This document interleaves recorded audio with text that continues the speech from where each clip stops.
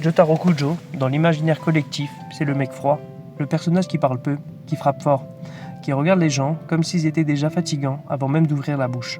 Mais je pense que beaucoup passent à côté de ce que les représente vraiment. Parce que le silence de Jotaro, c'est pas du vide, c'est quelqu'un qui a compris très tôt que montrer ses émotions, c'est offrir une faiblesse au monde. Depuis le début de Jojo, Jotaro est entouré de gens exubérants, des personnages qui crient, qui explosent, qui vivent leurs émotions à 200%.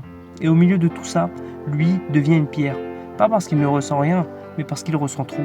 Le vrai drame de Jotaro, c'est qu'il aime profondément les gens, mais qu'il n'arrive presque jamais à leur montrer, même avec sa mère, même avec sa fille.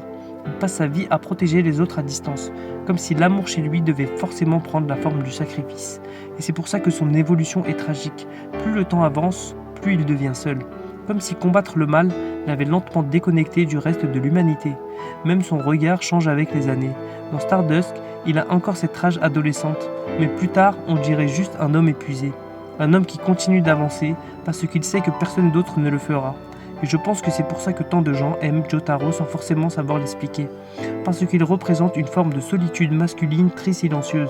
Le genre de solitude où tu continues de fonctionner normalement, alors qu'à l'intérieur, tu t'es déjà éloigné de tout le monde depuis très longtemps.